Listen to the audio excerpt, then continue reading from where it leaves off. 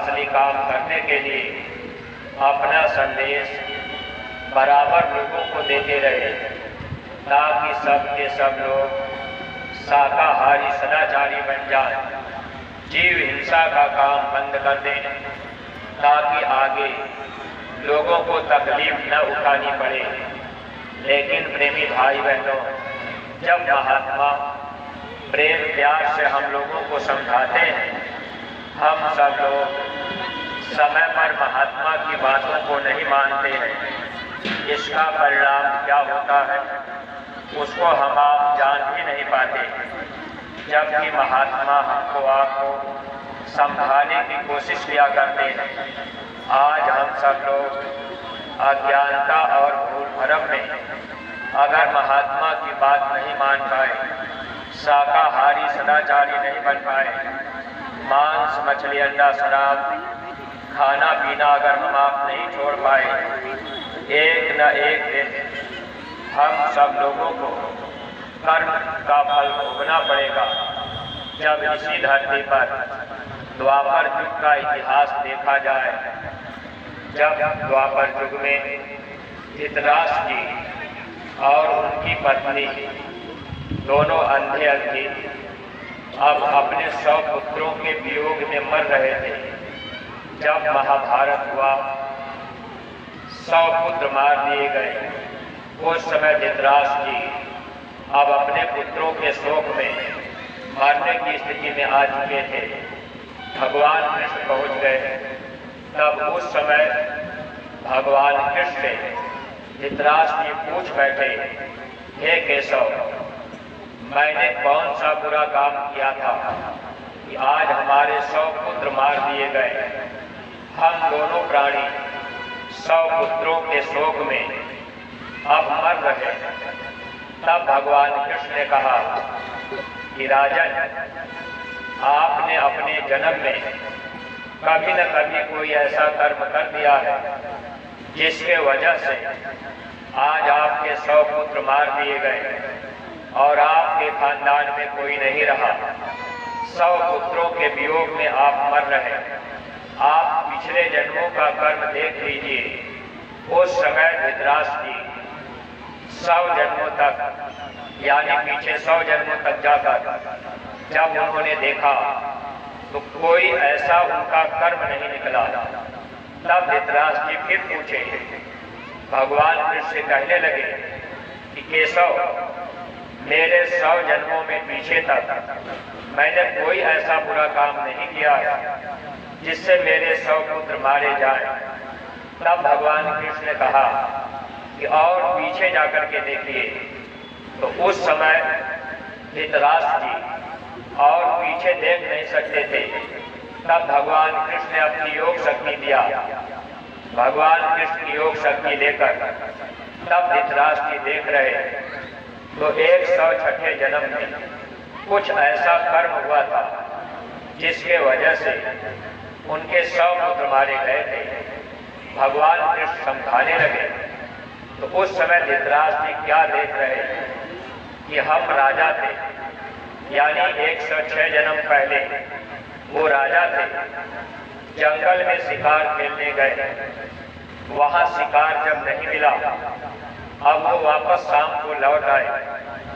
उनका शरीर क्रोध से भरा हुआ था। जब राजा अपने दरबार में वापस आए, राज रसोइया सामने खड़ा हुआ। राज रसोइया कहने लगा कि महाराज, आज भोजन क्या बनाएं? तब उस समय वो राजा थे, उन्होंने कहा, देखो, आज मैं शिकार खेलने गया था, कोई शिकार मुझे नहीं मिला, मेरा शरीर क्रोध में है।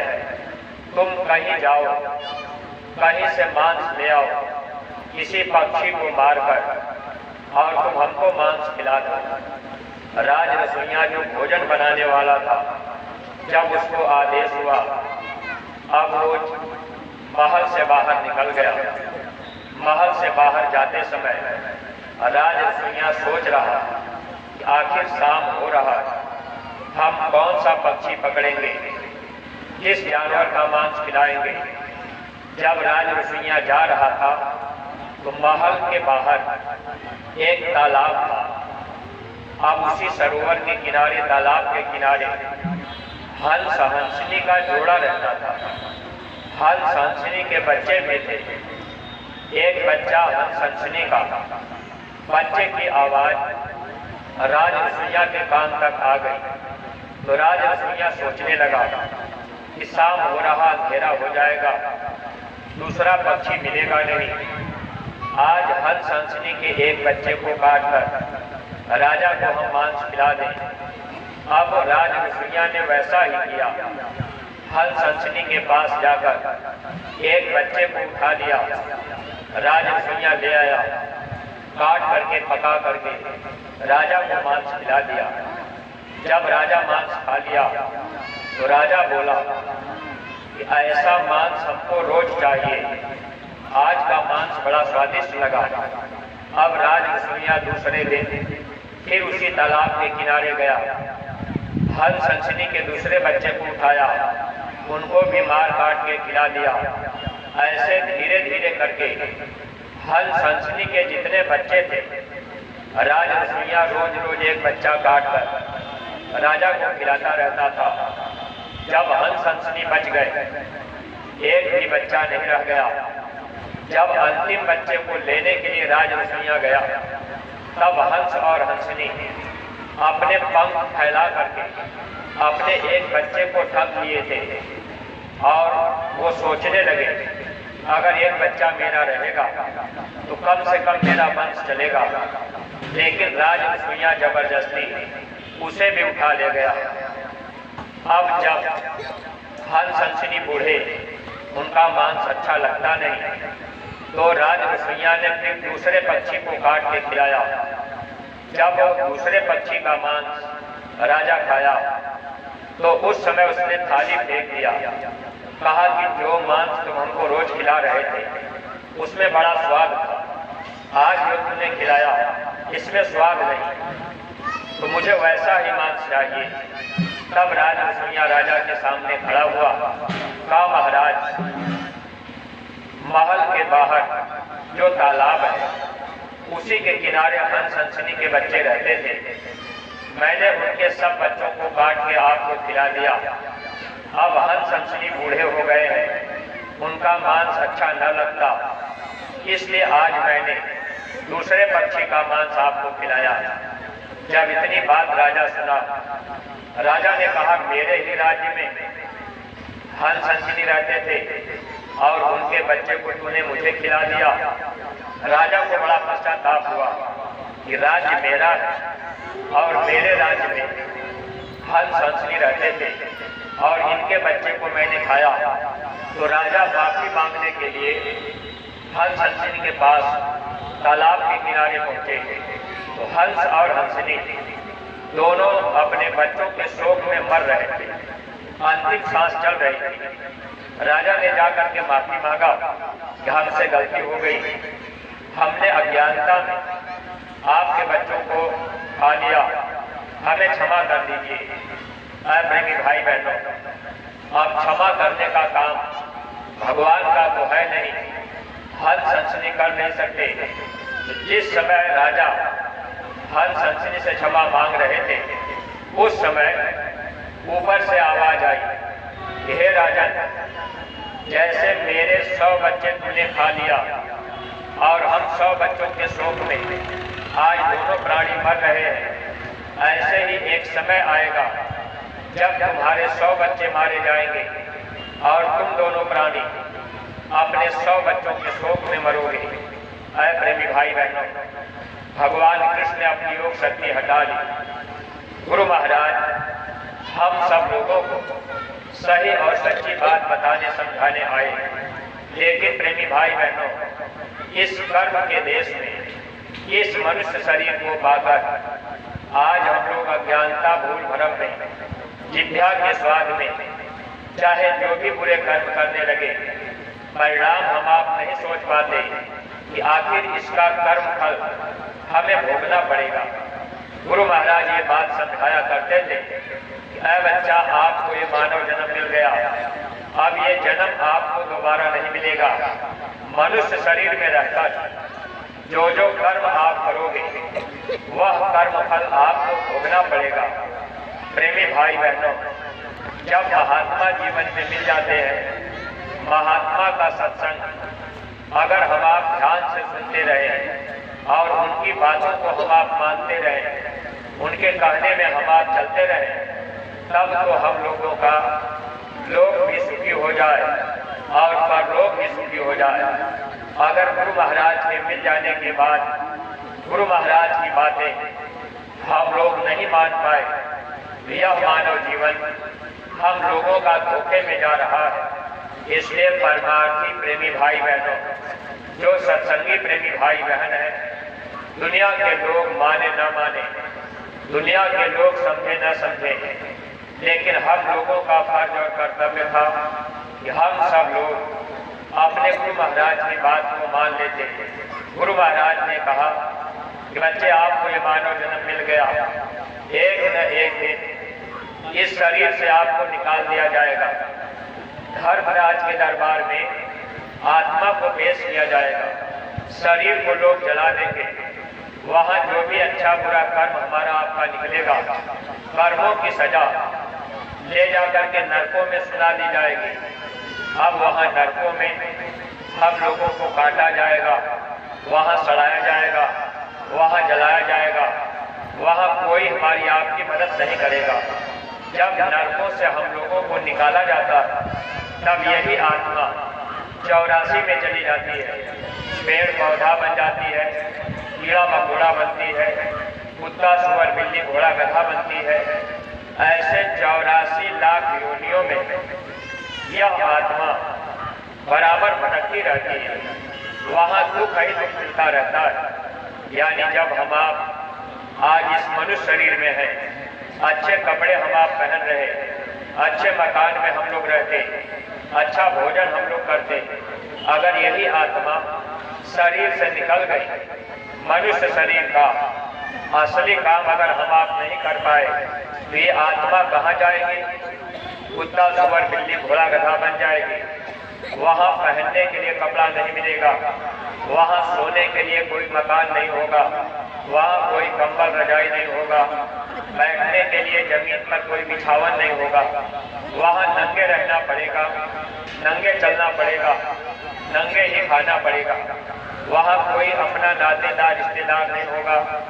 84 लाख योनियों में कोई अपनी जाति बिरादरी का नहीं होगा, कोई रिश्तेदार भी नहीं होगा, कोई किसी की पत्नी नहीं, वहाँ कोई किसी का पति नहीं।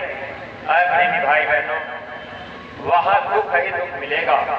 तो जब महात्माओं ने देखा ये जीव 84 लाख योनियों में दुख पा रहे, तब महात्मा इस धरती पर आए हम लोगों को समझाने के लिए।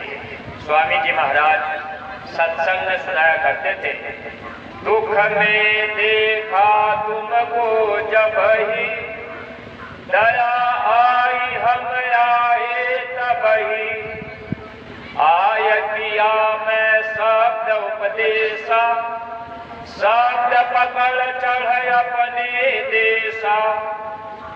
थोड़ी टेबल कम करके आवाज मीठी गई है, कहाँ गए?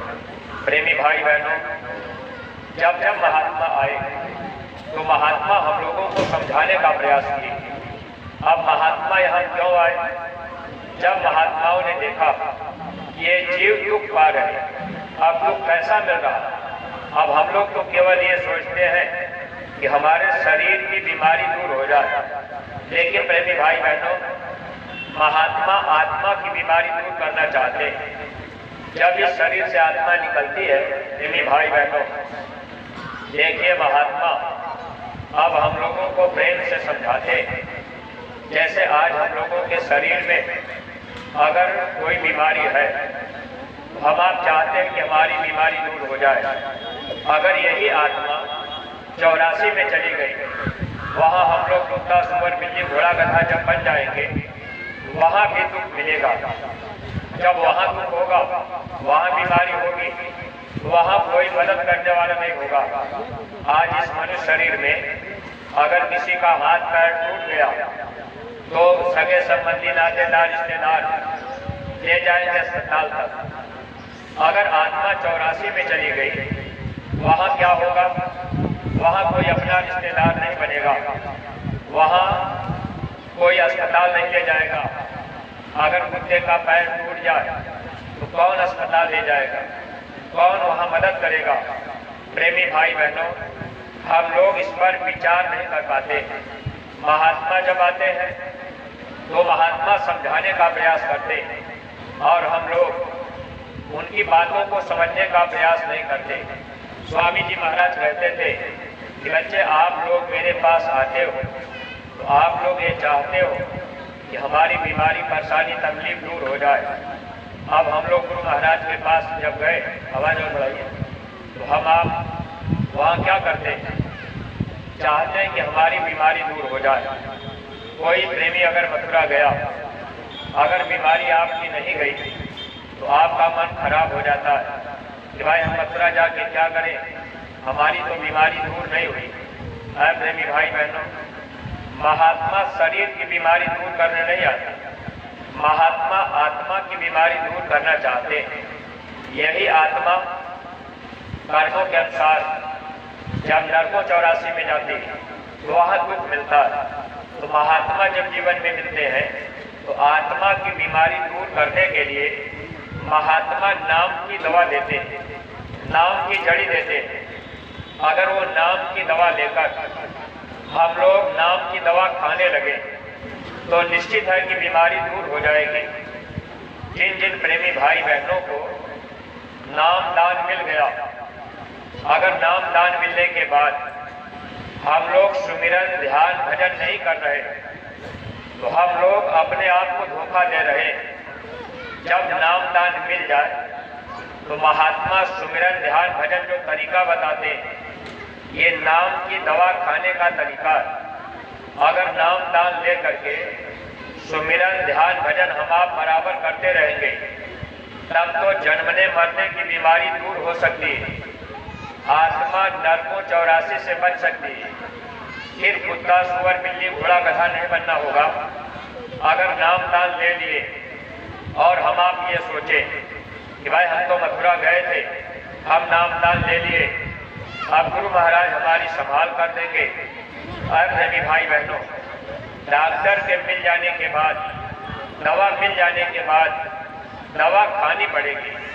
अगर दवा हम आप नहीं खाएंगे तो बीमारी नहीं जाएगी। यानी जन्मना और मरना कैसे छूटेगा?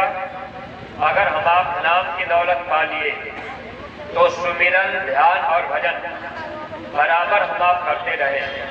जब सुमिरन, ध्यान, भजन करेंगे, गुरु महाराज की बात मानेंगे तो इस जन्म में भले हमको आपको बीमारी है, मान लीजिए कोई बीमारी लग गई, अब प्रारब्ध में लिखा है कि भाई ये बीमारी 6 महीना रहेगी, वो बीमारी जल्दी ठीक नहीं होगी। लेकिन अगर हम आप गुरु से प्रेम कम कर देंगे, संगत में आना जाना कम कर देंगे, सेवा देना हम आप बंद कर देंगे, अगर हम आप गुरु महाराज से दूर हो गए, ये बीमारी जो जन्मने मरने की है, ये बीमारी जाएगी नहीं। अब आत्मा वहाँ 84 में जब चली जाएगी, वहाँ तो कोई दवा मिलेगी नहीं, कोई डॉक्टर नहीं मिलेंगे, वहाँ दुख ही दुख मिलेगा। अगर महात्मा की बात हम आप मान लिए, नाम दान पा करके अगर हम लोग सुमिरन, ध्यान और भजन करने लगे तो इससे क्या होगा? आत्मा 84 से बच जाएगी। कुत्ता, सुअर, बिल्ली, घोड़ा, गधा नहीं बनना होगा। अगर हम आप नाम दान लेकर सुमिरन नहीं कर रहे तो महात्माओं ने क्या लिखा है? सुमिरन बिन धोखा खाओगे। अगर सुमिरन, ध्यान, भजन हम आप नहीं कर रहे तो बाद में धोखा खाना पड़ेगा। प्रेमी भाई बहनों, स्वामी जी महाराज ने यही कहा था कि बच्चे, आप लोग अपने घर परिवार में रहना, आपको जंगल में नहीं जाना है, साधु नहीं बनना है, आपको कपड़ा नहीं बदलना है, आप अपने घर परिवार में रहकर 24 घंटे में 22 घंटे आप दुनिया के काम में लगा देना अपने शरीर के लिए, और 2 घंटे का समय निकाल लेना, 1 घंटे शाम को और 1 घंटे सुबह। गुरु महाराज ने कहा शाम को अपने अपने गांव में आप लोग सामूहिक भजन करना, यानी शाम को अपने अपने गांव में एक जगह बैठकर हम लोगों को ये आदेश था कि हम लोग सुमिरन ध्यान भजन एक साथ करें। लेकिन प्रेमी भाई बहनों, अगर हम लोग अपने हृदय पर हाथ रख करके विचार करें तो गुरु महाराज की बात हम लोग नहीं मान पा रहे। गांव गांव में सामूहिक भजन हम आप नहीं कर पा रहे। अगर कोई डॉक्टर दवा दे, डॉक्टर कह दे कि ये दवा गर्म पानी से खाना, अगर हम आप डॉक्टर की बात मानेंगे तो दवा काम करेगी। ऐसे ही स्वामी जी महाराज ने हम लोगों को सामूहिक भजन करने के लिए कहा था। लेकिन प्रेमी भाई बहनों, हम आप सब काम कर रहे, सत्संग में भी आ जाते, थोड़ी बहुत सेवा भी कर लेते, लेकिन देखिए प्रेमी भाई बहनों, गुरु महाराज की बात हम आप नहीं मान पाते।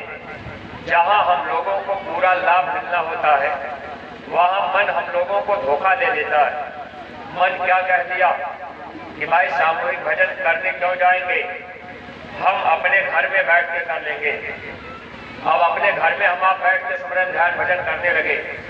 अगर हम लोग मन धोखा दिया, अपने घर में भी बैठ के करने लगे, तो आप अपने घर में शाम को सामूहिक बैठा करिए। यानी अपने घर में अपने बहू को, अपने बेटे को, अपनी बेटी, पति, पत्नी, भाई, माता पिता, जितने भी परिवार में लोग हैं, शाम को 1 घंटे के लिए आप एक साथ बैठा करिए। अगर आप समूह में बैठेंगे, यानी अपने परिवार के लोग शाम को 1 घंटे के लिए एक साथ बैठेंगे, तब गुरु आदेश का पालन होगा। जब हम आप गुरु के आदेश को मानेंगे तब ये मन हम लोगों का कमजोर होगा। अगर गुरु की बात हम आप नहीं मानेंगे तो ये मन बलवान रहेगा, आत्मा कमजोर रहेगी। हम लोग अपने सच्चे घर, सच्चे देश हम आप नहीं जा सकते।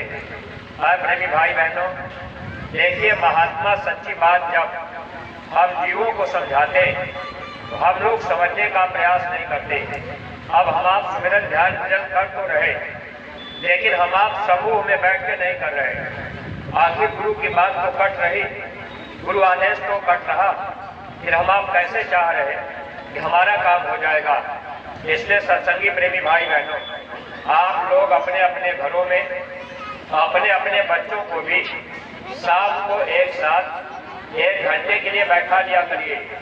अगर बच्चे भी बैठ करके भजन करने लगेंगे तो आगे जो तकलीफें आ रही हैं, इन तकलीफों में हमारा आपका बचाव हो जाएगा। देखिए इस समय पूज्य महाराज जी महाराष्ट्र में वहाँ कार्यक्रम कर रहे, बम्बई में महाराज जी का कार्यक्रम चल रहा। एक दिन महाराज जी बताए कि आगे जब भारी मुसीबत आएगी, जब तकलीफें आएंगी, तो जो जीव गुरुमुखी होंगे उनका बचाव होगा।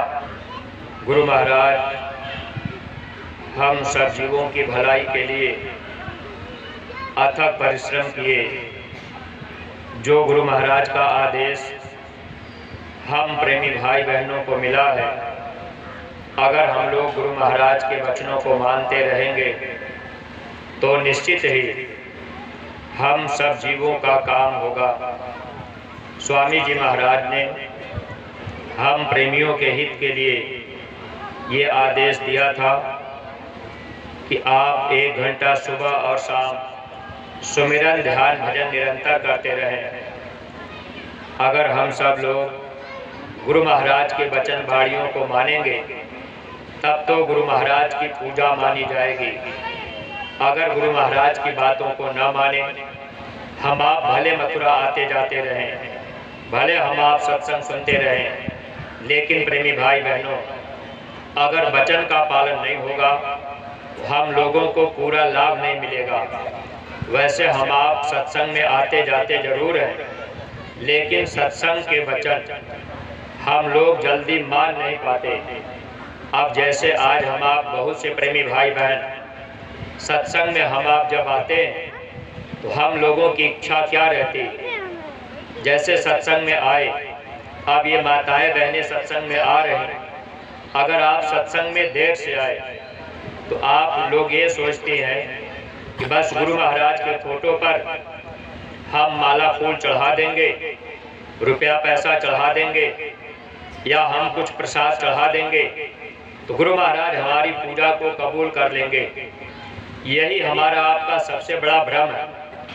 अगर हम आप सत्संग में आए, और हर सत्संगी प्रेमियों को इस बात का ध्यान रखना चाहिए, अगर आप सत्संग में देर से आते तो आपको मंच पर कोई प्रसाद चढ़ाने की जरूरत नहीं है।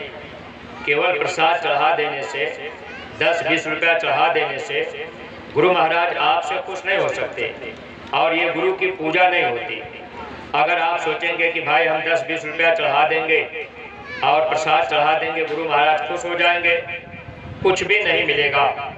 अगर हम आप बात को नहीं सुने, बात को नहीं समझे, वचन को नहीं माने तो सारा जीवन सत्संग में आते जाते बीत जाएगा और ऐसे ही समय धोखे में निकल जाएगा। इसलिए जो भी प्रेमी भाई बहन, जब आप सत्संग में देर से आया करिए तो यहाँ प्रसाद चढ़ाने के लिए मत आया करिए। सत्संग खत्म हो जाए तो फिर बाद में आप आया करिए। अगर आप इस चीज को ध्यान नहीं देंगे तो फिर हम आप भक्ति नहीं कर पाएंगे। विद्यालय में विद्यार्थी अगर देर से जाता है तो अध्यापक के सामने नहीं जाता, वो पीछे चोरी से बैठ जाता है। अब सत्संग में जब आप देर से आते हैं तो फिर यहाँ प्रसाद चढ़ाने की क्या जरूरत है? अरे भाई आप बाद में चढ़ा दें। और जो भी प्रसाद, यहाँ जो जिम्मेदार प्रेमी रहते हैं, इस बात को आप ध्यान रखा करिए। जो लोग प्रसाद लेके आवे उनसे कह दिया करिए कि पीछे चुपचाप बैठ जाए, बाद में अपना चढ़ा देंगे, वरना कुछ मिलेगा नहीं। मथुरा हम आप जाते, डेरे रावटी में खा पका के सोए रहते, मेला बाजार में घूमते रहते, सत्संग की बातों को नहीं सुनेंगे, वचन को नहीं मानेंगे तो लाभ क्या मिलेगा? अच्छा, कितने प्रेमी भाई बहन ऐसे हैं जो लोग अपने गांव में या अपने घर में सामूहिक भजन करते हैं? थोड़ा हाथ उठावे। जिनके गांव में सामूहिक भजन होता होगा वही हाथ उठाएंगे। एक साथ, जो एक साथ बैठते हो, गांव में एक साथ बैठने वाले कितने लोग हैं? कोई नहीं होगा, किसी गांव में शायद होता होगा।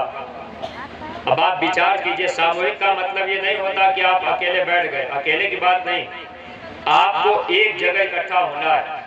अच्छा, मान लीजिए आप गांव में इकट्ठा नहीं होते, ऐसे कितने प्रेमी हैं जिनके घर में शाम को अपने बच्चे को, बहू को, बेटे को, सबको आप बैठाते हैं, एक साथ बैठते हैं अपने घर में।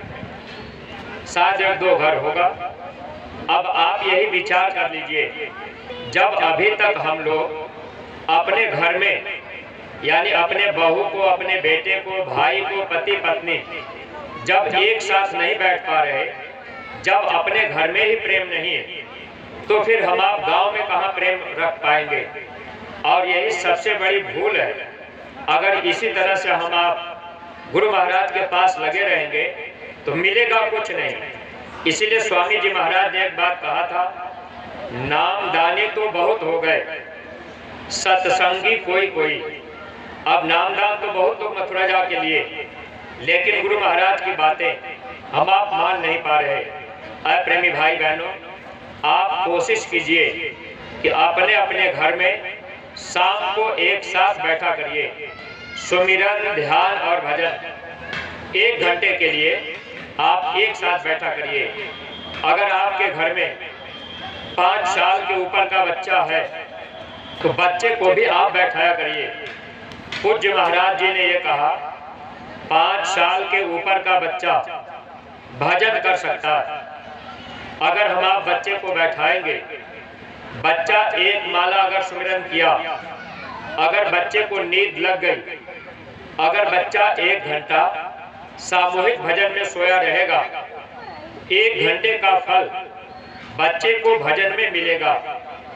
अगर आप 1 घंटे बैठ के कर रहे और बच्चा 1 घंटा वहां सो गया, एक ही माला किया, तब भी बच्चे को 1 घंटे का फल भजन में मिलेगा। और गुरु महाराज ने यही कहा था, आगे जब खराब समय आएगा तो भजन करने वाले प्रेमियों की रक्षा होगी। रक्षा किसकी होगी?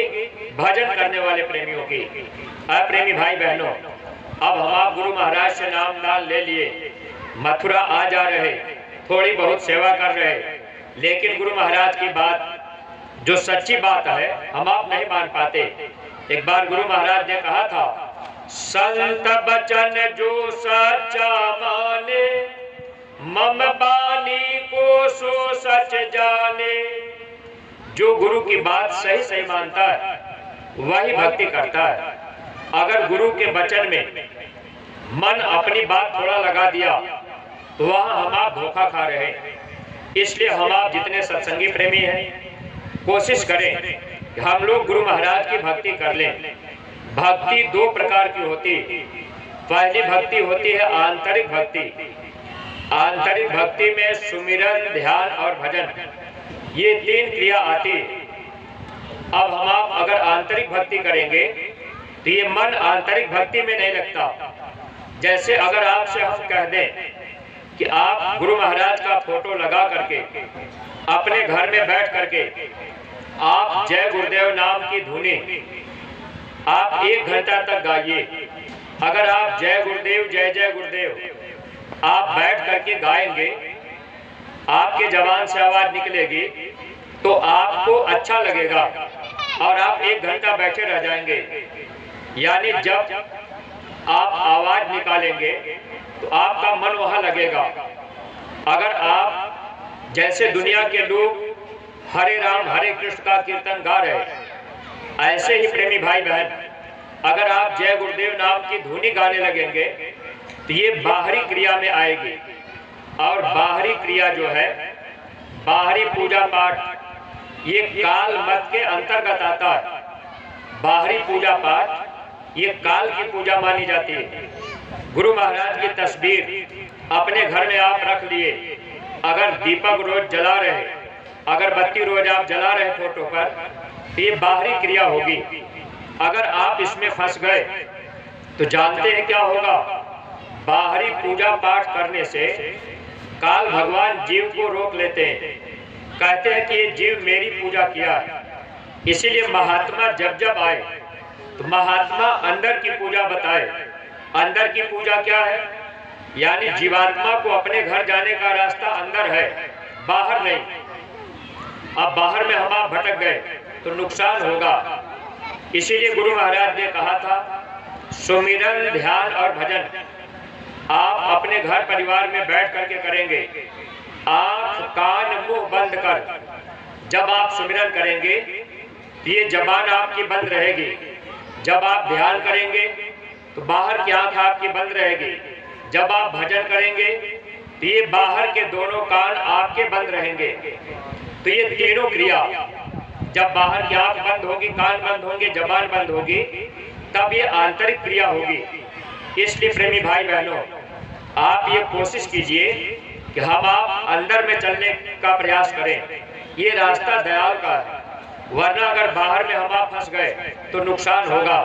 तो अपने घर में अपने बच्चों को आप अगर बैठाते रहेंगे, बच्चे भी बैठते रहेंगे, बच्चों को लाभ मिलता रहेगा और आने वाले खराब समय में बच्चों की भी संभाल हो जाएगी। एक बार गुरु महाराज समझा रहे थे, जैसे हम आप विद्यालय में देखते हैं, अगर अध्यापक विद्यालय में चले गए, हाजिरी बना दिए, हाजिरी बना करके अगर अध्यापक दिन भर सो गए तब भी उनको वेतन मिल जाएगा।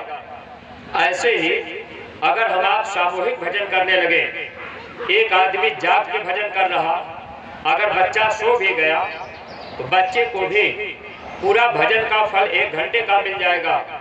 इसलिए परमार्थी प्रेमी भाई बहनों, आप कोशिश कीजिए कि हम अंदर की पूजा किया करें।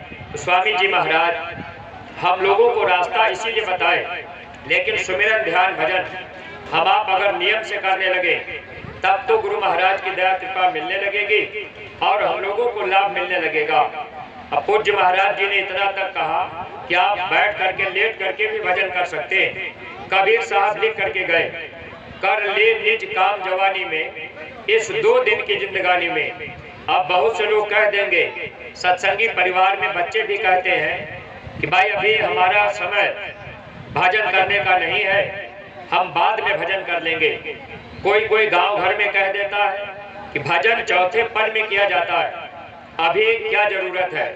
पूज्य महाराज जी ने युवा संगठन का निर्माण किया, जिसमें नौजवान बच्चे जब युवा संगठन में जुड़ जाएंगे, आप मथुरा आते जाते रहेंगे, आप सेवा करते रहेंगे, आपको लाभ मिलता रहेगा। युवा संगठन गुरु महाराज जी ने इसीलिए तैयार किया कि बच्चे भी धीरे धीरे इधर जुड़ जाए। ऐसे सत्संगी प्रेमी भाई बहनों, अगर हम आप चौथे पल की बात सोचेंगे कि भजन चौथे पल में किया जाता है, तब धोखा खाना पड़ेगा। चौथे पल में भजन किया जाता है, ये बात लिखी गई। कब के लिए? जब राम राज्य था तब के लिए। राम राज्य में पहले बाप मर जाता था, तब बेटा मरता था। राम राज्य में बड़ा भाई मर जाता था, तब छोटा भाई मरता था। अब ये कलयुग है, कलयुग में अकाल मृत्यु है। अभी बाप जिंदा है, तब तक बेटा चला गया। अभी बड़ा भाई जिंदा है, तब तक छोटा भाई चला गया। इसीलिए महात्मा कबीरदास जी किताबों में लिख करके गए कि हे इंसान, आप अपना काम जवानी में कर लेना। और गुरु महाराज ने कहा 12 साल के ऊपर के बच्चे भजन कर सकते हैं। और पूज्य महाराज जी ने अब ये कहा कि 5 साल के ऊपर का बच्चा भजन कर सकता है। अगर हम आप अपने अपने बच्चे को रास्ता दिला करके, अब रास्ता दिलाने के लिए आपको कहीं भटकना नहीं है। स्वामी जी महाराज जब शरीर छोड़ गए, गुरु महाराज ने शरीर छोड़ने के पहले एक बात कही थी, बच्चा आगे चल करके बहुत से बाबा जय गुरुदेव बन जाएंगे। लोग जगह जगह नकल करके बैठ जाएंगे, प्रेमियों को भ्रमित कर देंगे।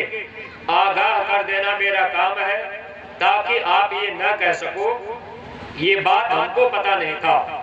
आगे नकली जय गुरुदेव बनेंगे, ये बात स्वामी जी महाराज ने पहले बता दिया था। प्रेमी भाई बहनों, गुरु महाराज ने ये भी कहा, जब कभी आपकी इच्छा हो जाए जीते जी भगवान को पाने की, तो आप मथुरा चले आना, आपको रास्ता मिल जाएगा। यानी भगवान को पाने का रास्ता। जीते जी अगर आप चाहते कि भगवान हमको मिले, तो आपको गुरु महाराज ने कहा आप मथुरा चले आना। अगर कोई आज आपसे कह दे कि भाई अब मथुरा में कुछ नहीं रह गया, अब तो गुरु महाराज नहीं रह गए, तो आपको धोखा खाना पड़ेगा। स्वामी जी महाराज ने कहा था, बच्चा दोबारा मैं फिर आऊंगा। कहाँ आएंगे? तो गुरु महाराज ने कहा इसी स्थान पर। तो बाबा जय गुरुदेव जी महाराज का आश्रम मथुरा है। जाकिट जब गुरु महाराज ने पहनवाई, तो जाकिट पर स्वामी जी महाराज लिखवा दिए, बाबा जय गुरुदेव आश्रम मथुरा। अंतिम समय में जाकिट पर गुरु महाराज लिखवाए। अगर गुरु महाराज को मथुरा छोड़ करके अगर इनको मध्य प्रदेश जाना होता, कहीं महाराष्ट्र जाना होता, कहीं सीतापुर जाना होता, कहीं फैजाबाद जाना होता, तो जाकिट पर मथुरा आश्रम न लिखवाते। स्वामी जी महाराज ने क्यों लिखवाया और जाकिट पहनने का आदेश क्यों गुरु महाराज ने दिया? कि जब बच्चे जाकिट पहन के चलते रहेंगे, तो भारत का बच्चा बच्चा भी जानता रहेगा कि बाबा जय गुरुदेव का आश्रम मथुरा है। और लोग आते जाते रहेंगे, लोगों को धोखा खाना नहीं पड़ेगा। इसलिए सत्संगी प्रेमी भाई बहनों, देखिए हमारा आपका ये सौभाग्य है कि हम लोगों को गुरु महाराज रास्ता बता दिए। अगर हम आप भटक जाएंगे, अपना गुरु दरबार मथुरा छोड़ देंगे, जो गुरु दरबार मथुरा से आदेश मिले अगर उसका पालन हम आप नहीं करेंगे, तो बाद में पश्चाताप करना पड़ेगा।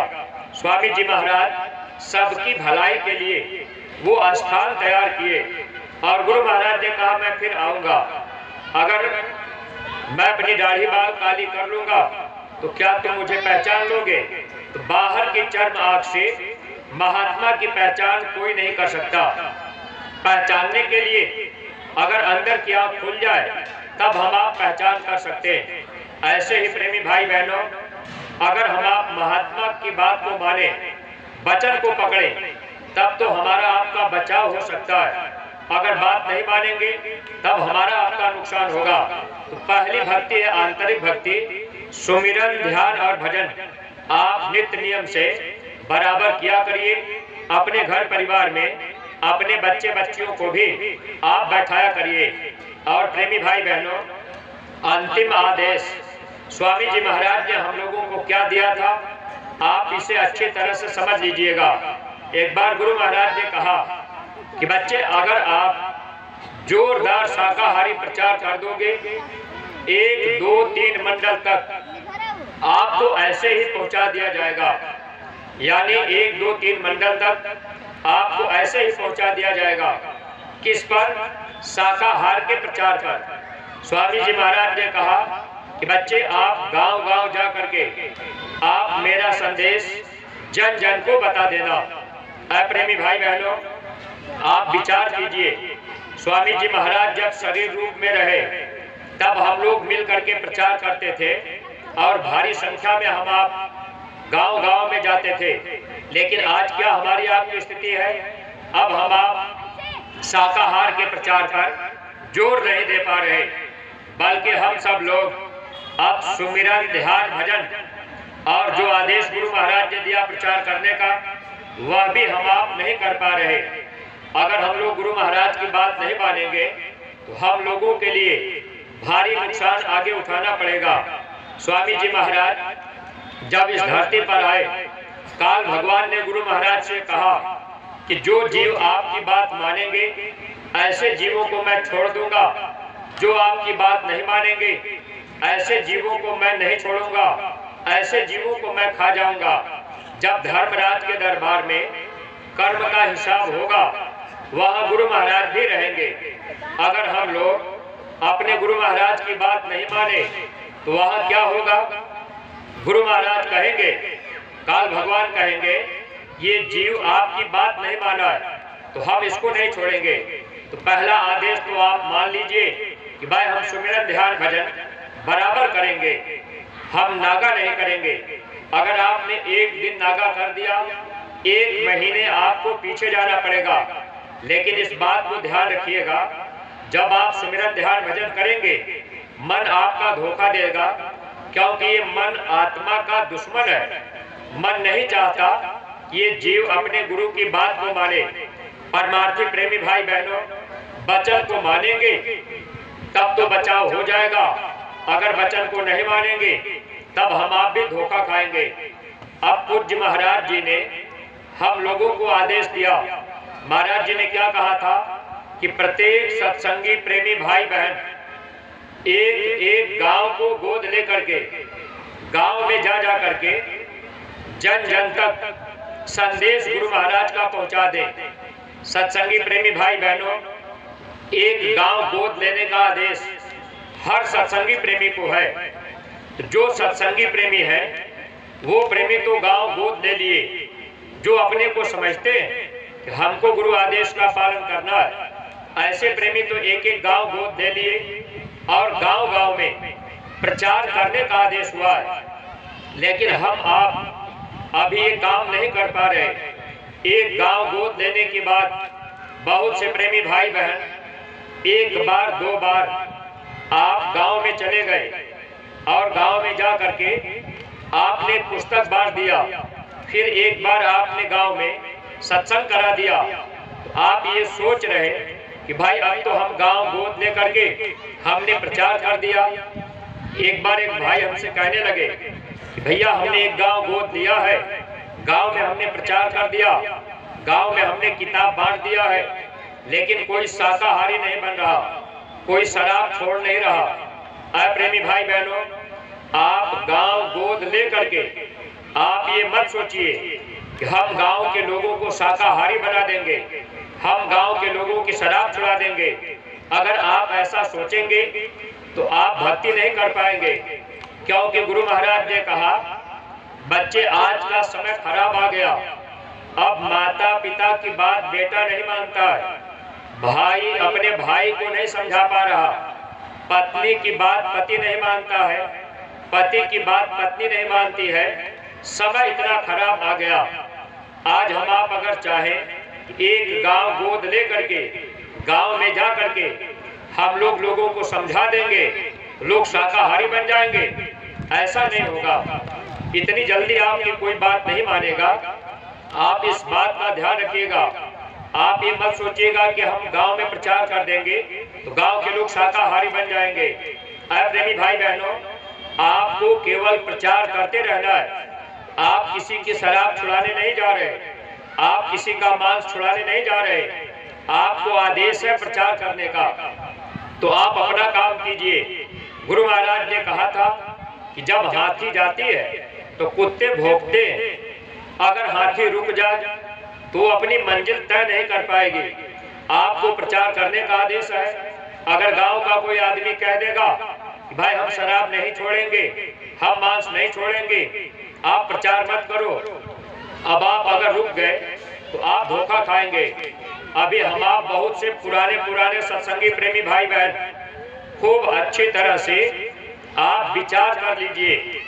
कोई 10 साल से मथुरा जा रहा, कोई 20 साल से मथुरा जा रहा, कोई 25 साल 30 साल से मथुरा जा रहा, अभी तक पुराने सत्संगी प्रेमी भाई बहन हम लोग भी बीड़ी सूटी तंबाकू गुटखा पान नहीं छोड़ पाए। 20 साल से मथुरा जा रहे, अभी तक गुटखा बीड़ी सिगरेट पान नहीं छोड़ पाए। अब आप 2 दिन गांव में जाके प्रचार कर देंगे तो क्या गांव का आदमी शराब छोड़ देगा? अरे हमको आपको विचार करना चाहिए। गुरु महाराज ने कहा था, अरे बच्चा, अगर तुम बदल जाओगे तो तुमको देख करके लोग बदल जाएंगे। अगर हम आप गुरु महाराज की बातों को मान लें, अगर हम लोग बदलें तब लोग भी देख के बदलेंगे। अब आप प्रचार करने जाएंगे, सत्संग में आप आएंगे, गुटखा पान बीड़ी खा के ही सत्संग में आप बैठेंगे तो आपकी बातों का असर लोगों के ऊपर नहीं होगा। तो कम से कम हम जो पुराने सत्संगी हैं अपने आप को भी देखिए और धीरे धीरे कोशिश कीजिए। गुरु महाराज से प्रार्थना कीजिए कि मालिक ये गुटखा पान बीड़ी सिगरेट हमारा छुड़ा दीजिए। रोज सुमिरन ध्यान भजन में आप गुरु महाराज से फरियाद करेंगे, निश्चित रूप से आपको दया मिलेगी। अगर हम आप ऐसे ही रह जाएंगे तो हम आप गुरु आदेश का पालन नहीं कर पाएंगे।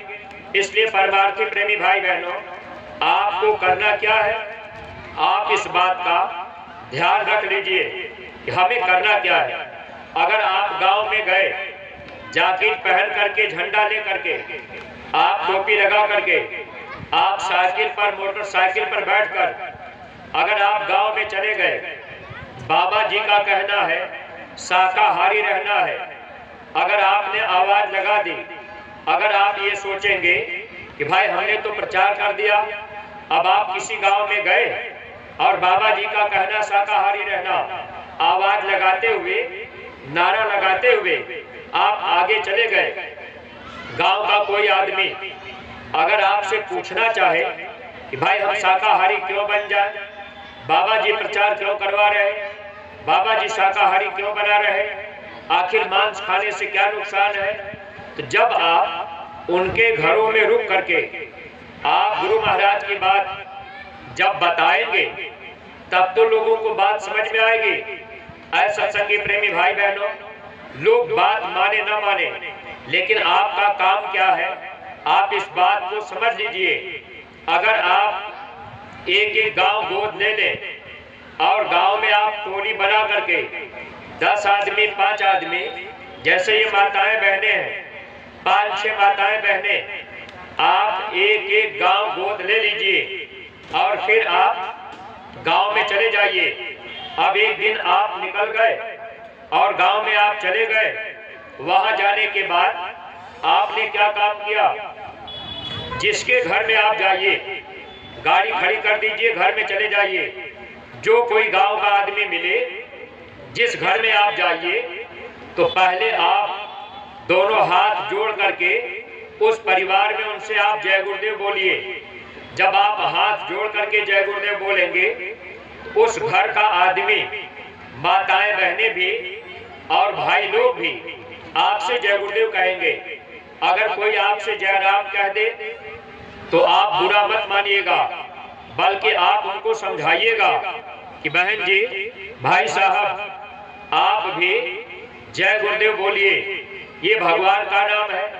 आप उनसे पूछिएगा कि आप जय राम क्यों कह रहे हैं। प्रेमी भाई बहनों, वो आपको बताएंगे कि ये भगवान का नाम है, इसलिए हम जय राम कह रहे हैं। अगर आप उनको समझाएंगे कि जब त्रेता युग नहीं लगा था, राम का अवतार नहीं हुआ था, राम नाम कोई नहीं जानता था, जय राम कोई नहीं कहता था। जब आप बताएंगे कि जब भगवान राम आए तो रावण को भी शंका हो गई, रावण भी भगवान राम की बात मानने के लिए तैयार नहीं हुआ। सत्संगी प्रेमी भाई बहनों, जब आप गांव गोद ले करके आप गांव में जाएंगे, किसी घर में जाकर आप बताएंगे तो गांव में कोई आपसे कहेगा कि भाई ये जय गुरुदेव कौन भगवान आ गए, ये शाकाहारी बना रहे, मांस मछली अंडा शराब छुड़ा रहे, हम तो इनकी बात नहीं मानेंगे, हम तो राम को मानते हैं। तो आप बता तो सकते हैं कि जब भगवान राम आए थे तो भगवान राम ने रावण को समझाने का प्रयास किया। रावण के अंदर कमी क्या रही? रावण मदिरा पान करता था, पराई माँ बहनों पर रावण को दृष्टि डालता था, रावण का खान पान गंदा था। वह रावण समय पर भगवान राम की बात नहीं माना, क्योंकि राम नाम पर रावण को शंका हो गई। शंका में रावण का कितना बड़ा नुकसान हुआ। रावण के खानदान में कोई दीपक जलाने वाला नहीं बचा। प्रेमी भाई बहनों, अगर आप गांव गांव जाएंगे, घर घर जाएंगे, हर आदमी को आप बताएंगे कि जय गुरुदेव नाम भगवान का है, ये नाम मुसीबत में काम आएगा। समय समय पर भगवान का नाम बदलता है। अगर भगवान का नाम न बदलता होता तो अब तक भगवान का एक ही नाम होता। लेकिन प्रेमी भाई बहनों, गुरु महाराज बताया करते थे, वक्त बदलता रहता है, इंसान बदलते रहते हैं। जब जैसा युग आता है प्रभु नाम बदलते रहते हैं। समय समय पर भगवान का नाम बदलता है। जब आप ये बात लोगों को बता देंगे, बता के चले आएंगे, तब वे लोग विचार करेंगे। जब द्रौपदी की साड़ी खींची जा रही थी, 5-5 पति बैठे रहे। आप गांव में जब जाइए, कोई आदमी अगर कहे कि भाई भगवान का नाम जय गुरुदेव कैसे हो गया, तो आप उनसे पूछ दीजिएगा कि जब द्रौपदी की साड़ी खींची जा रही थी, 5-5 पति बैठे रहे, उस समय द्रौपदी ने राम का नाम लेके क्यों नहीं बुलाया? प्रेमी भाई बहनों, समय का जगाया हुआ नाम काम करता है। उस समय भगवान कृष्ण मौजूद रहे। जब द्रौपदी ने भगवान कृष्ण को बुलाया, भगवान कृष्ण पहुंचे, द्रौपदी की लाज बच गई। ऐसे ही गांव में आप माताएं बहनें, जब आप गांव गांव घर घर जाकर माताओं बहनों को अगर आप बताएंगे कि कभी मुसीबत का समय आ जाए, कोई आपकी इज्जत आबरू लूटना चाहे, उस समय आप अंदर अंदर, जब कोई भगवान देवी देवता मदद न करे, तो आप अंदर अंदर जय गुरुदेव नाम बोलिएगा। जय गुरुदेव नाम प्रभु का मेरी मदद करो, जय गुरुदेव नाम प्रभु का मेरी मदद करो, जय गुरुदेव नाम प्रभु का मेरी मदद करो। आप ऐसे अंदर अंदर 10-20 बार जय गुरुदेव नाम जब पुकारेंगे तो कोई न कोई आपको बचाने वाला मिल जाएगा। अगर आपकी रक्षा हो जाए तब आप विश्वास कीजिएगा ये भगवान का नाम है। जब आप घर घर जाएंगे और आप गुरु महाराज की बात बताएंगे, तब लोगों के अंदर धीरे धीरे विश्वास होगा। और लोग, जब आप 1 बार 2 बार 3 बार 4 बार, मान लीजिए आपने कोई गांव गोद ले लिया, अब आप गांव में 1 बार गए, 4-6 घर प्रचार किए, फिर आप लौट आए, दोबारा फिर आप गए 1 हफ्ते बाद, फिर आप 4-6 घर कीजिए, फिर आप लौट आइए, फिर तीसरी बार जाइए, फिर ऐसे 4-6 घर प्रचार कीजिए। ऐसे धीरे धीरे पूरे गांव में, जिस गांव को आपने गोद लिया है, उस गांव में आप 10 बार 20 बार यानी जाते रहिए। कब तक? गुरु महाराज ने कहा शाकाहारी बनने की तारीख निश्चित है। अगर वो तारीख बीत जाएगी तब लोगों के गुनाह माफ नहीं होंगे। तो आपको उस तारीख तक प्रचार करना है जब तक शाकाहारी बनने की तारीख है। प्रेमी भाई बहनों, जब आप गांव में जाइए, जिस गांव को आपने गोद लिया है, अगर उस गांव में आप साल में कई बार जाएंगे और हर घर में आप जाएंगे, तो जिस घर में आप 4 बार हो आए, उस घर में जब आप जाएंगे तो बच्चा भी आपसे जय गुरुदेव बोलने लगेगा, माताएं बहनें भी जय गुरुदेव बोलने लगेंगी, और घर का आदमी भी जय गुरुदेव कहने लगेगा। प्रेमी भाई बहनों, शराब पीने वाला आदमी, वो लोग भी जय गुरुदेव बोलने लगेंगे। मांस खाने वाले लोग भी जय गुरुदेव बोलने लगेंगे। जिस गांव को आपने गोद लिया, उस गांव में आप बार बार जाइए, अपने गुरु महाराज की बात आप बताएंगे तो गांव का हर आदमी जय गुरुदेव कहने लगेगा। इससे क्या होगा?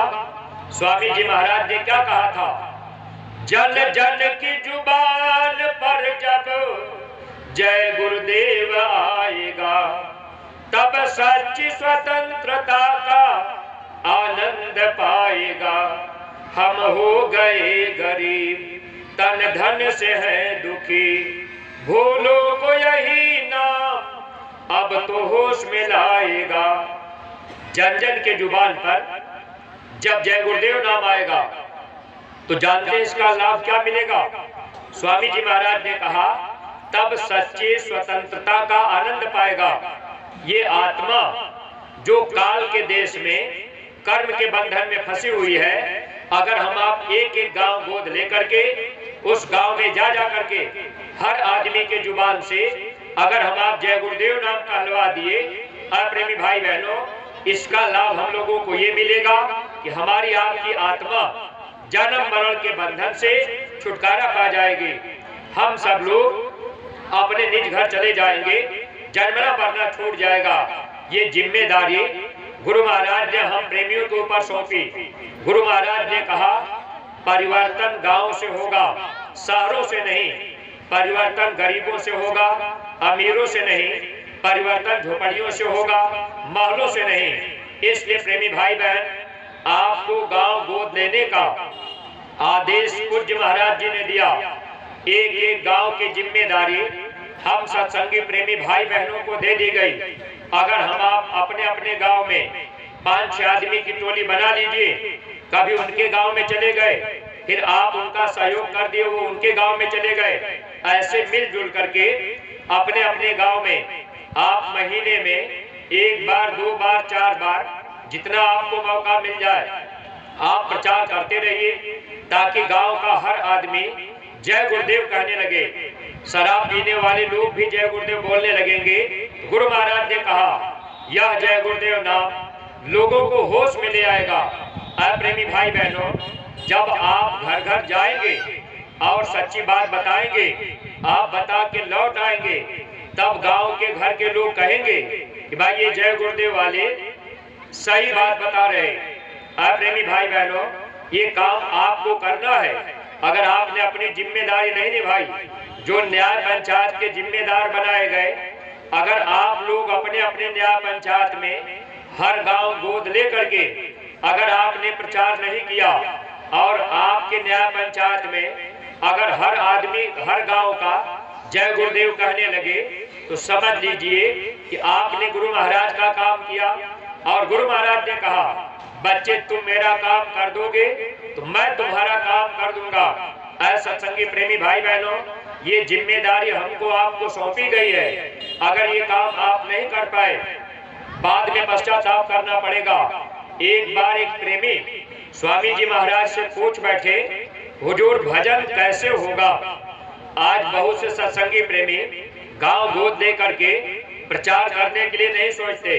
बहुत से प्रेमी कह देते हैं, अरे प्रचार करने क्या जाएंगे, कोई बात मानता नहीं है। प्रेमी भाई बहनों, आप अपने गुरु की बात भूल गए और आप दूसरे की बात को मान लिए, तो आपको धोखा खाना पड़ेगा। स्वामी जी महाराज ये बात हम लोगों को इसीलिए समझाए, इसीलिए आदेश दिए कि हम लोगों का बचाव हो जाए।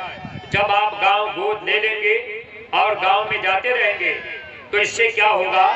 धर्मराज के दरबार में गुरु महाराज बताएंगे, ये मेरा बच्चा मेरी बात को माना है, इसने धर्म के काम में, ये प्रचार में इसने अपना तन भी लगाया है और इसने अपना धन भी लगाया है। स्वामी जी महाराज बहुत पहले एक बात कहे थे, बज रहा काल का डंका कोई बचने ना पाएगा, बचेंगे साधु जन कोई जो सत से लव लगाएगा।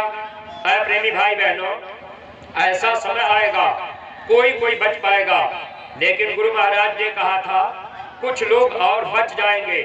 कौन लोग बचेंगे? बचेंगे वे जो पर उपकार में तन धन लगाएंगे। ऐसे लोगों का बचाव होगा जो लोग पर उपकार में अपना तन भी लगाएंगे और अपना धन भी लगाएंगे। अगर हम आप ये बात नहीं समझ पाए, जब आप गांव गोद लेकर के गांव में प्रचार करने जाएंगे तो अपना डीजल पेट्रोल खर्चा कीजिएगा, संगत का नहीं। अगर आप अपना खर्चा करेंगे तब आप गुरु महाराज के सिपाही माने जाएंगे। गुरु महाराज ने कहा है, परिवर्तन उन बच्चों के द्वारा होगा जो परमार्थ की कसौटी पर खरे उतरेंगे। जरूरत पड़ेगी अपना तन मन धन तीनों कुर्बान कर देंगे। अब प्रेमी भाई बहनों, अब वक्त है, अब जरूरत है, आपको अपना तन भी लगाना है, अपना धन भी लगाना है, अपना मन भी लगाना है। जब आप एक एक गांव गोद ले लेंगे और उस गांव की जिम्मेदारी आप उठा लेंगे, आपके अंदर चिंता रहेगी कि भाई हमने जिस गांव को गोद लिया है उस गांव का हर आदमी जय गुरुदेव कहने लगे। जब आप उनके घर में बार बार आने जाने लगेंगे, हर आदमी आपसे जय गुरुदेव बोलने लगेंगे। प्रेमी भाई बहनों, इसीलिए पूज्य महाराज जी इस समय इतना परिश्रम कर रहे हैं और महाराज जी ने कहा जब मुसीबत आगे आएगी तो केवल गुरुमुख लोग बचेंगे, मनमुख नहीं बचेंगे। अगर आप महाराज जी की बात नहीं समझ पाए, आप बात को नहीं मान पाए, तो प्रेमी भाई बहनों, बाद में क्या होगा अगर हम आप मनमुखी रह गए, गुरु आदेश में नहीं चले। गुरुमुख कौन होता है? गुरुमुख होय गुरु आज्ञा बरते, अगुरु बरते एक दिन में तरते। अगर हम आप गुरुमुख बन जाएं तो गुरु के आदेश को हम आप माने। जब आदेश हो गया एक एक गांव गोद लेने का, तो आप गांव गोद लेकर के प्रचार किया करिए। अगर आपके घर में पति गांव गोद ले लिए और माताएं बहनें सोचें कि भाई हमारे घर में हमारे आदमी गांव गोद लेकर के प्रचार करते हैं, अब हमारी क्या जरूरत, तो आपको धोखा खाना पड़ेगा।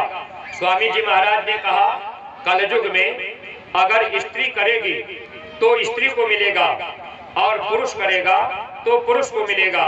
इसलिए माताएं बहनें, आप लोग भी अपनी टोली बनाइए, आप लोग भी गांव गोद लीजिए और गांव में आप जाइए तो माताएं बहनें माताओं बहनों को समझावे और भाई लोग भाई लोगों को समझाएंगे। ये जिम्मेदारी आपको दी गई, इसमें आपको तन भी लगाना है और धन भी लगाना है, अपना मन भी लगाना है। तब आप गुरु महाराज के सच्चे सिपाही माने जाएंगे, आप सज्जू के सिपाही माने जाएंगे। देखिए अभी पूज्य महाराज जी महाराष्ट्र से होकर के गुजरात में आएंगे। गुजरात में वहाँ संगत नहीं है, वहाँ प्रेमी नहीं है, लेकिन महाराज जी का कार्यक्रम होना है। अब वहाँ संगत कैसे लोग कैसे इकट्ठे होंगे, तो आपके लखीमपुर जिले को 2 जिला गोद दिया गया है कार्यक्रम कराने के लिए। अब आप जो लखीमपुर जिले के सत्संगी प्रेमी भाई बहन, आप लोगों की जिम्मेदारी है, आप लोगों को गुजरात जाना पड़ेगा। वहां रह करके आपको 20 दिन का समय देना पड़ेगा और वहां रुक करके आपको गांव-गांव जाना है, गांव-गांव प्रचार करना है और आप वहां नए लोगों को इकट्ठा करेंगे। वहां भंडारा आपको चलाना है, प्रसाद आपको खिलाना है, प्रचार आपको करना है, नई जनता को आपको इकट्ठा करना है, महाराज जी का कार्यक्रम कराना है। ये काम आपको करना है। आपको गुजरात जाना है। 19 तारीख को आपके जिले से लोग जाएंगे। अगर आप कसगवा ब्लॉक के या अन्य जो भी प्रेमी भाई बहन आज यहाँ आए हुए हैं, अगर हम आपसे कह दें कि भाई आपको 20 दिन के लिए गुजरात जाना है, तो आप गुजरात जाएंगे आएंगे, आपका किराया भाड़ा लगेगा, 20 दिन का समय लगेगा। अगर 20 दिन आप अपने घर परिवार में रहकर अगर आप दुकान का काम करते हैं, 100 रुपया रोज कमाते हैं, तो 2000 रुपया आपकी कमाई खराब हो जाएगी, तो आप जाना नहीं चाहेंगे। आप खेती बाड़ी का काम कर रहे, अब गन्ना का काम है, गेहूं भराई का काम है, अगर आप मजदूर से कराएंगे, आप 20 दिन के लिए चले जाएंगे, तो आपका इसमें 2-4 हजार रुपया खर्चा हो जाएगा, तो आप जाना नहीं चाहेंगे। आप कहेंगे हम चले जाएंगे, भाई हमारा घर का काम बिगड़ जाएगा। इसीलिए प्रेमी भाई बहनों, महात्माओं ने हम लोगों के लिए सुविधा दिया। अगर हम लोग तन की सेवा नहीं कर पा रहे तो धन की सेवा कर दें। अगर आप गुजरात नहीं जा रहे तो गुजरात आने जाने का किराया जितना होता है उतना ही आप अपनी संगत में सेवा इकट्ठा कर दीजिए और वो सेवा न्याय पंचायत के रजिस्टर में लिखवा दीजिए। आप लोग जानकारी रखा करिए कि हमारी न्याय पंचायत के जिम्मेदार कौन है। जिस न्याय पंचायत में कोई जिम्मेदार अभी तक नहीं बने, सत्संगी प्रेमी भाई बहन, आपको खड़ा होकर के वो जिम्मेदारी निभानी चाहिए कि भाई ये न्याय पंचायत की जिम्मेदारी हम लेते हैं। हम अपने न्याय पंचायत में प्रचार करेंगे। हम अपने न्याय पंचायत में जो सत्संगी प्रेमी है, मथुरा का जो आदेश मिलेगा हम उसकी सेवा वसूल देंगे। न्याय पंचायत के जिम्मेदार आप अपनी अपनी सेवा अपने ब्लॉक में जमा कर देंगे। अब इस समय आपके ब्लॉक में जो ब्लॉक के जिम्मेदार हैं, अब रजिस्टर खुशीराम भाई के पास रखा गया है और संतोष भाई अन्य सहयोगी सब लोग उसमें सहयोग करते हैं। प्रेमी भाई बहन, अपनी न्याय पंचायत की सेवा आप लोग ब्लॉक के रजिस्टर में लिखवा दीजिएगा और ब्लॉक के जिम्मेदार वो ब्लॉक की रजिस्टर की सेवा जिले के जिम्मेदार के पास जाएगी और जिले के द्वारा वो गुजरात में खर्चा हो जाएगी। कितना खर्चा हुआ, कितना घट गया, कितना बच गया, इसका पूरा हिसाब किताब लेखा जोखा जिले के जिम्मेदार, जब जिले की मीटिंग होती है, आप लखीमपुर में जहाँ मीटिंग होती हो आप वहाँ जाया करिए। ब्लॉक के जो जिम्मेदारी निभा रहे और अपने न्याय पंचायत के प्रेमियों को आप बता दिया करिए कि भाई इतना हिसाब किताब, इतनी सेवा गई, इतना खर्चा हुआ। यानी रजिस्टर अगर कोई आपसे मांगे कि आप रजिस्टर दिखा दीजिए तो आप दिखा दिया करिए ताकि किसी को शंका न हो।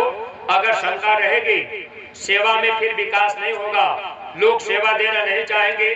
जो प्रेमी सेवा दे रहे, अगर वो सेवा अपनी जानना चाहे कि भाई आपने कहाँ खर्च किया तो आप पूरा बता दिया करिए। और देखिए प्रेमी भाई बहन, ये गुजरात की सेवा आप लोग इकट्ठा कर लीजिएगा और जहां आप बैठे हैं ये आश्रम आपके ब्लॉक में और ये जिले का आश्रम ब्लॉक में पसगवा ब्लॉक में पड़ता है, तो इस आश्रम की भी जिम्मेदारी पसगवा ब्लॉक के प्रेमियों की है।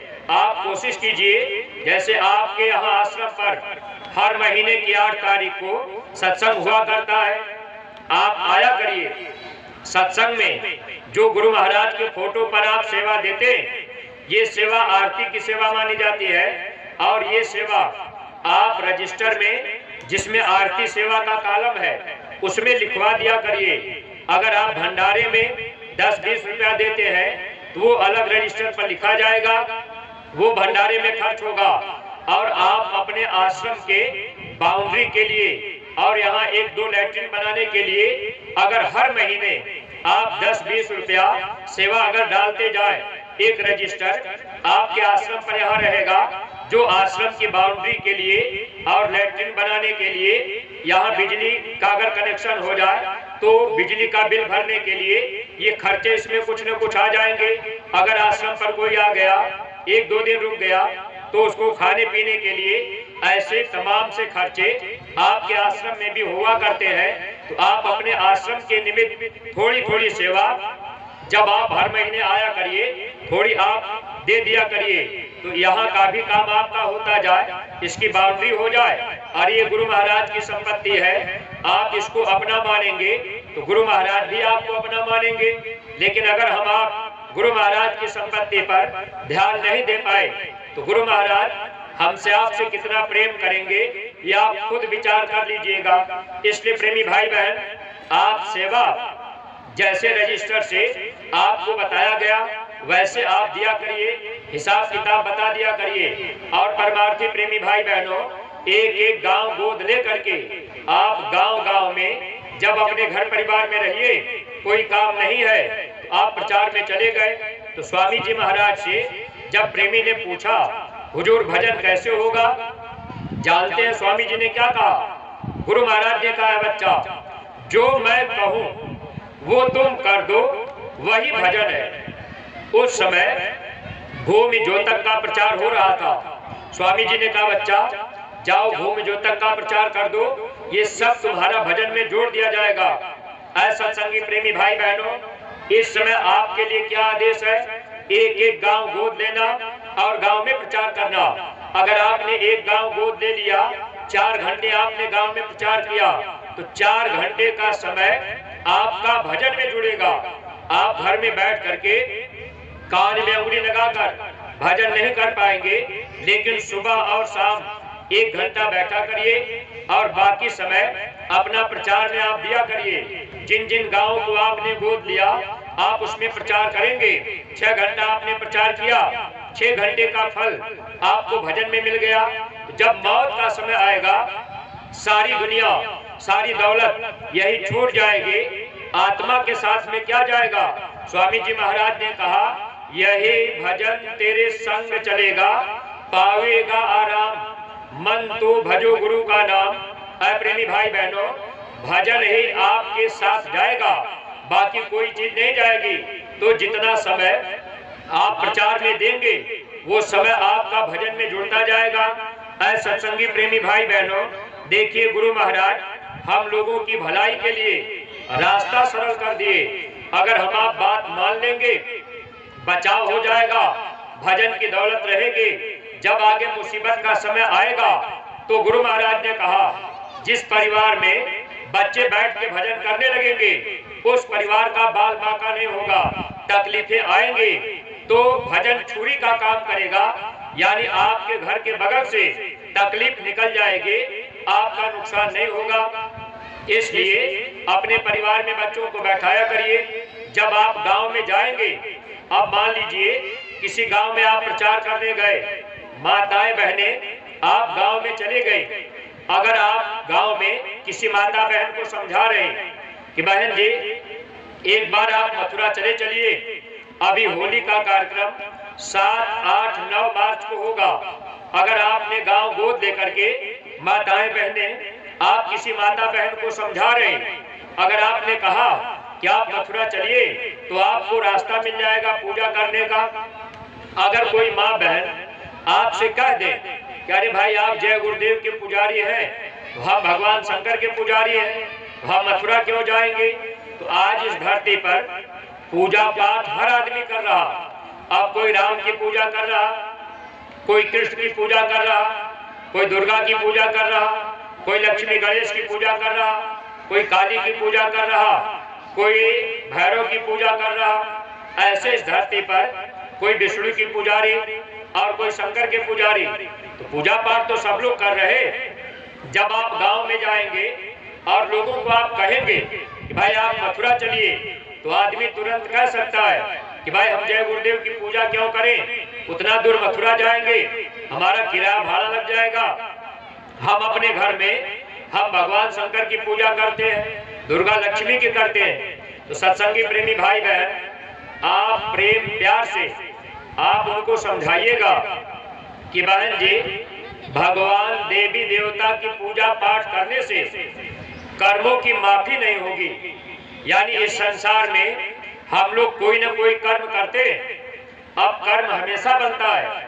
जैसे आप बाजार में चले जाइए, आप दुकान पर बैठे, दुकान पर बैठ करके आप जलेबी खा रहे, आपके सामने कुत्ता कहीं रोड पर बैठा है, कुत्ता आपको देख रहा है, आप जलेबी खा रहे और आपने कुत्ते को जलेबी नहीं दिया, तो लिखने वाला ये लिख देगा कि ये पाप कर्म आपने किया है और इस कर्म की सजा धर्मराज के दरबार में दी जाएगी। अगर आप भगवान की पूजा कर रहे तो भगवान आपके कर्म को माफ नहीं करेंगे। अगर संत जीवन में मिल जाएंगे तो फायदा क्या होगा? संत कर्मों को माफ करते, भगवान नहीं माफ करते। कर्म फास छूटे नहीं, केतिक करो उपाय, सतगुरु मिले तो उबरे, नहीं तो धक्का खाए।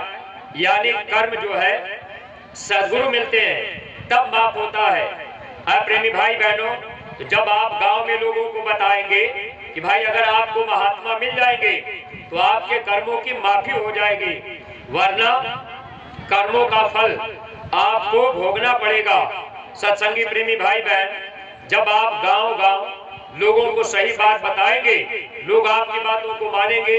एक बार भगवान शंकर और पार्वती जा रहे थे, एक नदी के किनारे मछुआरा मछली मार रहा था। मछलियों को मार करके वो बाहर फेंक देता था। पार्वती का ध्यान मछलियों की तरफ चला गया। पार्वती ने भगवान शंकर से कहा, स्वामी मछुआरे को मना कर दीजिए, मछली को मार करके पानी के बाहर न फेंके। भगवान शंकर ने कहा, पार्वती मेरा काम दया करने का नहीं है। जब आप गांव में जाएंगे, अगर आप कहेंगे कि भाई आप बाबा जी के पास चलिए, तो गांव का कोई आदमी आपसे कह देगा कि भाई हम जय गुरुदेव के पुजारी नहीं बनेंगे, वो मांस मछली अंडा शराब छुड़ा रहे, हम तो राम की पूजा कृष्ण की पूजा कर लेंगे, हम शंकर की पूजा कर लेंगे। प्रेमी भाई बहनों, आप बताइएगा, भगवान कभी भी आपको मना नहीं करेंगे। भगवान शंकर ने पार्वती से कहा, पार्वती मेरा काम मना करने का नहीं है, ये जो कर्म कर रहा उसको करने दो, तुम चुपचाप चलो। अब भगवान शंकर पार्वती चले गए। काफी समय के बाद उसी रास्ते से दोनों लोग लौट रहे थे।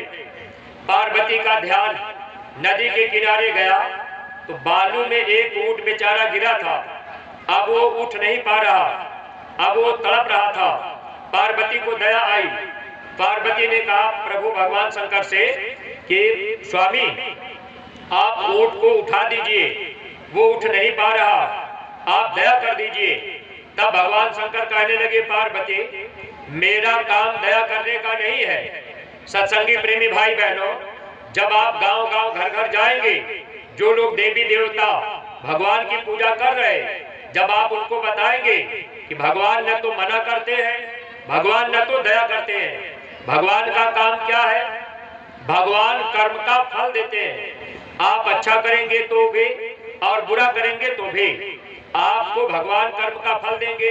भगवान शंकर पार्वती से बोले, देखो पार्वती मेरा काम दया करने का नहीं, तुम चुपचाप चलो, ये ऊंट अपना कर्म भोग रहा, इसको भोगने दो। तब पार्वती ने कहा, स्वामी आप हमको समझाइए, जब मैंने उस समय मछुआरे को मना करने के लिए कहा तो आपने कहा मेरा काम मना करने का नहीं है। जैसे गांव घर में जब आप प्रचार करने जाते हैं तो लोग कहते हैं कि भाई ये जय गुरुदेव कौन भगवान आ गए, ये मांस मछली अंडा शराब खाने पीने के लिए मना कर रहे हैं। प्रेमी भाई बहनों, भगवान शंकर ने कहा पार्वती मेरा काम मना करना नहीं। भगवान शंकर बताने लगे, देखो पार्वती ये जो ऊंट है ये अपना कर्म भोग रहा है, अब वो कैसा कर्म है। तो भगवान शंकर कहने लगे, अगले जन्म का ये मछुआरा है, आत्मा वही है, शरीर बदल गया, आत्मा नहीं मरती, शरीर बदल जाता है। भगवान शंकर कहने लगे, पार्वती अगले जन्म में जब ये मछुआरा था तो इसने मछलियों को मार मार के पानी के बाहर फेंका, मछलियां पानी के बिना तड़प तड़प के मर गई। अब ये ऊंट बन गया तो आज ये पानी के बिना ऐसे तड़प तड़प के मर जाएगा। पार्वती ये अदले बदले का देश है, जो जैसा कर्म करेगा उसको उसका फल मिलेगा। अगर कोई बकरे की गर्दन काट रहा तो उसकी भी गर्दन एक दिन काटी जाएगी। जो गल काटे और का अपना रहा कटाए, साईं के दरबार में बदला कहीं न जाए। प्रेमी भाई बहनों, जब भगवान शंकर पार्वती को समझाए कि ये मछुआरा जो है ऊंट बन करके अब अपना कर्म फल भोग रहा, अब ये ऐसे पानी के बिना तड़प के मर जाएगा, तब उस समय पार्वती ने कहा, स्वामी ठीक है ये बात मैं आपकी मान लेती हूँ, लेकिन एक बात आप मुझे बता दीजिए, ऊंट के शरीर में घाव हो गया है, कीड़े पड़ गए हैं, तो आप ये बताइए आखिर ये कैसा कर्म है। तब भगवान शंकर कहने लगे, देखो पार्वती ये जो कीड़े इसको काट रहे, तो जब ये अगले जन्म में मछुआरा था तो जितनी मछलियों को मारकर इसने मांस को खाया है, अब वही मछलियां कीड़ा बन करके अब ऊंट के शरीर से मांस को नोच नोच के खा रही है। हे पार्वती ये ऊंट अपना कर्म भोग रहा, अगले जन्म का मछुआरा है, तुम चुपचाप चलो। ऐसे सत्संगी प्रेमी भाई बहनों, जब आप एक एक गांव गोद लेकर के घर घर जाएंगे और आप सच्ची बात बताएंगे कि भगवान कर्म को माफ नहीं करेंगे, अगर संत मिल जाएंगे तो कर्मों को माफ कर देंगे, तो आप बता के चले आएंगे तो आदमी के अंदर हर आदमी विचार करता है। लोग कहेंगे कि भाई ये जय गुरुदेव वाले बात सही बता रहे। सत्संगी प्रेमी भाई बहनों, ऐसे एक एक गांव गोद लेकर के आप गांव गांव में बराबर प्रचार किया करिए। अगर आप किसी गांव में गए, किसी घर में आप प्रचार कर रहे, समझा रहे, अगर कोई गांव का आदमी आपसे कह दिया अरे भाई जीवे जीव आहार है, तो बाबा जी मना क्यों कर रहे, तो आप उनको समझाएंगे तब तो आपकी बात मानेंगे। अगर आप उनको नहीं समझाएंगे तो वो लोग कैसे जान पाएंगे। आज के समय में लोग यही सोचते हैं कि जीवे जीव आहार है। अब कोई बकरे की गर्दन काट के खा रहा, कोई मुर्गे की गर्दन काट के खा रहा, कोई सुअर की गर्दन काट रहा, केवल ये सोच करके कि जीवे जीव आहार है। लेकिन प्रेमी भाई बहनों, जब आप सही बात बताएंगे, एक बार एक आदमी गुरु महाराज के पास मथुरा गया, सत्संग सुन लिया, सत्संग अच्छा लगा। बाद में स्वामी जी महाराज ने कहा बच्चा जीव हिंसा मत करना। वो आदमी स्वामी जी महाराज के पास पहुंच गया, टमाटर ले करके। आदमी कहने लगा महाराज टमाटर में भी तो जीव है, तो बताइए हम क्या खाएंगे। अगर हम टमाटर को काटेंगे तो ये भी तो जीव हिंसा हो जाएगी। तब स्वामी जी महाराज कहने लगे बच्चा अगर तुम टमाटर को काट के खा जाओगे तो आपको पाप नहीं लगेगा। अब वो आदमी यही सोचता था कि जीवे जीव आहार है। जब वो आदमी स्वामी जी से कहा कि महाराज जीवे जीव आहार है, फिर आप मना क्यों कर रहे, तब स्वामी जी महाराज बताए कि देखो बच्चा, जब तुम सत्संग में आते जाते रहोगे तो धीरे धीरे सब बात आपको मालूम हो जाएगी। एक बार अगर कोई सत्संग सुन ले, घंटा 2 घंटा सत्संग सुनने से पूरी बात कोई नहीं जान सकता। स्वामी जी महाराज ने कहा सत्संग में आते जाते रहोगे तो आपको जानकारी हो जाएगी कि किस जीव का आहार किसको करना है। मनुष्य का आहार क्या है, मनुष्य किस जीव का आहार करेगा। जीवे जीव आहार तो है, लेकिन मनुष्य के लिए ये पेड़ पौधे साग सब्जी फल फूल बनाए गए, ये पेड़ में भी जीव है। आप इसको काट के खाएंगे आपको पाप नहीं लगेगा। लेकिन वो आदमी कहने लगा महाराज हम तो जीवे जीव आहार मानते हैं। तब स्वामी जी महाराज ने कहा अच्छा बच्चे एक बात बताओ, एक सुअर है और एक मनुष्य है। सुअर का भोजन टट्टी बिस्था है और मनुष्य का भोजन चावल दाल रोटी सब्जी है। स्वामी जी महाराज ने कहा एक थाली में चावल दाल रोटी सब्जी रख दिया जाए और एक थाली में टट्टी बिस्था रख दिया जाए। चावल दाल रोटी सब्जी की थाली उठा करके यहाँ सुअर के पास में रख दिया जाए और टट्टी बिस्था की थाली उठा करके मनुष्य के पास में रख दिया जाए। स्वामी जी महाराज ने कहा बच्चा जो भोजन सुअर का है अगर वो तुम्हारे पास रख दिया जाए बताओ खा लोगे। आदमी कहने लगा महाराज आखिर हम टट्टी बिस्था कैसे खाएंगे। स्वामी जी महाराज ने कहा बच्चा जीवे जीव आहार है, अरे सुअर भी जीव है और मनुष्य भी जीव है। जब सुअर टट्टी बिस्था खा सकता है तो मनुष्य भी तो खा सकता है। तब आदमी कहने लगा महाराज ऐसा नहीं हो सकता। स्वामी जी महाराज ने कहा बच्चा सत्संग में आते जाते रहोगे तो जानकारी हो जाएगी। वैसे वेदों में लिखा हुआ है मृतलोक का नियम, किस जीव का आहार किसको करना है, मनुष्य किस जीव का आहार करेगा तो लिखा है वेदों में। और मुसलमान भाइयों के किताबों में मोहम्मद साहब का पैगाम हदीस पुस्तक में लिखा है ऐ इंसान मैंने तेरे लिए तरह तरह के पेड़ पौधे दाल खजूर फल फूल सूखे गीले मेवा मिश्री दूध घी पैदा किया, आप इसका सेवन करो। घृणित और बदबूदार मांस का सेवन मत करो। मांस मनुष्य का भोजन नहीं, मनुष्य का भोजन क्या है, अन्न खाए सो मानवा मांस खाए सो स्वान, अन्न मांस दोनों भखे सो प्राणी राक्षस जान। मनुष्य का भोजन अनाज है। प्रेमी भाई बहनों जब आप गांव गांव घर घर जाएंगे आपको समय देना पड़ेगा। हर घर में आपको 1 घंटा आधा घंटा रुकना पड़ेगा। कोई अगर आपसे कोई बात पूछे, आप प्रेम प्यार से बताइए। गुरु महाराज की पत्रिका पढ़ा करिए, सब बातों की जानकारी रहेगी। आप जब गांव गांव जाएंगे, लोगों को समझा देंगे, लोग आपकी बातों को मान लेंगे। अब तो प्रेमी भाई बहन, जब आप गांव में प्रचार करने जाएंगे तो देखिए, अब तो वैज्ञानिकों ने भी और आपके मोबाइल में भी अगर कोई से आप कहेंगे कि भाई अंडा का सेवन मत कीजिए, तो आपसे कोई कह देगा कि भाई अंडा तो शाकाहारी है, तो वहां पर अब लोग लड़ाई झगड़ा भी करने के लिए तैयार हो जाएंगे कि भाई अंडा तो शाकाहारी में आता है। प्रेमी भाई बहनों, मतलब कर्म से होता है। महात्मा जानते हैं किस जीव को मार काट के खाने से कर्म बनता है और किससे नुकसान होता है। हमारे गुरु महाराज अंडा खाने के लिए मना क्यों किया करते थे, इसके पीछे एक कारण है। अंडा जो लोग खाते हैं, अंडा खाने से नुकसान क्या होगा, दिल धड़कने की बीमारी पैदा होती है। जब तक आपकी उम्र 40 साल 50 साल तक की रहेगी, तब तक आपको बीमारी महसूस नहीं होगी।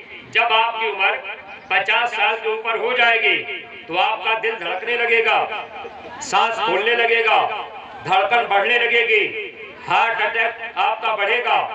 ऐसे समय में ऐसा रोग ज्यादातर अंडा खाने वाले लोगों के अंदर हुआ करता है और तमाम सी बीमारियां अंडा खाने से पैदा होती हैं। हमारे गुरु महाराज बताया करते थे, बीमारी 3 प्रकार से आती है, बद परहेजी से, मौसम की तब्दीली से और प्रारब्ध कर्मों से। पहली बीमारी जो आती है वो बद परहेजी से आती है और इसमें पैसा ज्यादा खर्च होता है। ये कैसे आती है, तो ये जो माताएं बहनें हैं, आप लोग इसको समझ लीजिएगा। इन माताओं बहनों को महीने में 5 दिन की बीमारी लगती है। जब महीने की बीमारी हो जाए तो माताएं बहनें, आप 5 दिन तक शरीर पर पानी मत डाला करिए। आप अपना पैर घुटने पर से, हाथ यहाँ घुटने पर से, अपना मुंह चाहे जितनी बार धो लीजिए, कपड़े बदल लीजिए, बदन पे पानी न पड़े। 5वें दिन शाम को स्नान कर सकती है। ऐ माताओं बहनों, जब महीने की बीमारी लग जाए तो आप ये कोशिश किया करिए कि आप अगर 5 दिन के पहले शरीर पर पानी डाल देंगे, ये शरीर आपका बीमारी में रहेगा। जो बच्चे पैदा होंगे वो बीमारी में रहेंगे, बुद्धि के कमजोर होंगे, माता पिता की बात को नहीं मानेंगे और ऐसे बच्चों में बीमारियां ज्यादातर आया करती हैं। पहले के समय में माताएं बहनें परहेज किया करती थी। स्कूल और कॉलेज में ये शिक्षा दी जाती थी। माताएं बहनें, जब महीने की बीमारी हो जाए 5 दिन तक आप रसोई घर में मत जाया करिए, खाना पानी मत छुआ करिए। अगर आपने खाना पानी छू दिया, आपके हाथ का छुआ हुआ खाना, आपके हाथ का छुआ हुआ पानी अगर कोई खा पी लेगा, उनको भयंकर बीमारी लगेगी। पहले इतनी बीमारियां नहीं थी। हम लोगों के घर परिवार में जब बहू बेटी को बच्चा पैदा होने का समय आता था, अस्पताल नहीं जाना पड़ता था, सब काम घर में होता था। अब तो सीधे अस्पताल जाना पड़ेगा, शरीर का भी नुकसान, पैसे का भी नुकसान। गुरु महाराज ने कहा, अगर ये माताएं बहनें 5 दिन का परहेज करने लगे और आप भजन करने लगे तो आपके घर में बीमारी नहीं रहेगी, डॉक्टर की जरूरत नहीं पड़ेगी। इसलिए माताएं बहनें, जब आप गांव गोद लीजिए तो गांव गांव जा करके बच्चियों को आप ये बातें बता दिया करिए, ताकि बच्चियां परहेज करने लगेंगी, उनका शरीर निरोगी रहेगा, उनका जीवन सुखमय बीत जाएगा। और देखिए प्रेमी भाई बहनों, अंडा कैसे बनता है। 12-15 दिन पर पक्षियों को गंदा खून आता है, वही पक्षियों का खून रुक गया, उसी को आज हम आप अब आमलेट और चटनी बनाकर प्रेम प्यार से खाने लग गए। हम लोगों ने विचार नहीं किया। गांव के प्रेमी भाई बहन, आप विचार करके बताइएगा। आप अपने घर में बैठकर रोटी खा रहे, आपका बच्चा आपके बगल में खड़ा है, बच्चा अचानक पेशाब करने लगा, बच्चे का पेशाब रोटी पर गिर गया, तो क्या आप वो रोटी खा जाएंगे? जिस रोटी पर आपके बच्चे का पेशाब गिर जाएगा, आप रोटी फेंक देंगे, कहेंगे भाई रोटी गंदा हो गया, बच्चे का पेशाब गिर गया, तो अपने बच्चे का पेशाब हम आप गंदा मान रहे। प्रेमी भाई बहनों, लेकिन हमारी आपकी बुद्धि अब कहाँ चली गई? और वही मुर्गी मुर्गे के बेरी और पेशाब से जो अंडा तैयार हुआ, आज हम आप प्रेम के साथ आमलेट और चटनी बना के खाने लग गए। कहते शिक्षा का स्तर ऊंचा हो गया, हम पढ़े लिखे जानकार हो गए, हम जय गुरुदेव की बात क्यों माने, हम मथुरा क्यों जाए, हम सत्संग क्यों सुने, हम गीता रामायण को मान रहे, हम रामकृष्ण को मान रहे। प्रेमी भाई बहनों, इस धरती पर अगर महात्मा जीवन में मिल जाएंगे, सत्संग मिल जाएगा, जीवन की दिशा और दशा बदल जाएगी, तो आप जितने सत्संगी प्रेमी, आप लोग एक एक गांव गोद लेकर के गांव गांव प्रचार किया करिए। आप रुक जाएंगे तो आगे आपको कर्म दोष लगेगा। और गुरु महाराज ने क्या कहा? जब परिवर्तन होगा तो कर्मानुसार तलवार चलेगी। बाद में हम आप पश्चाताप करेंगे कि गुरु महाराज ने दया नहीं किया। अगर आप एक गांव गोद लेकर के धर्म का प्रचार करते रहेंगे, जब मुसीबत का समय आएगा आपका बचाव होगा। गुरु महाराज ने कहा जब दुनिया के लोग भूखों मरेंगे, एक रोटी नहीं मिलेगी, ऐसे समय में हमारे बच्चों को कोई तकलीफ नहीं होगी, इनको रोटी मिल जाएगी। कहां से दिया जाएगा ये तुम नहीं जानते।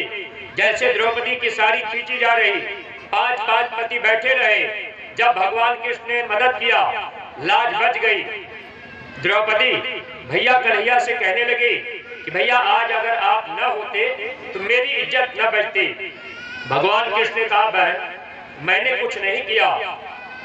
द्रौपदी ने कहा इतनी साड़ी तो आप ही लाए। भगवान कृष्ण ने कहा मैंने नहीं दिया। भगवान कृष्ण बताए कि देखो बहन, एक बार तूने एक महात्मा को कपड़ा दान में दिया था, और वही दान दिया हुआ कपड़ा आज मुसीबत में महात्मा ने आपको पूरा पूरा वापस दिया है, ब्याज लगा के दिया है। स्वामी जी महाराज ने क्या कहा था?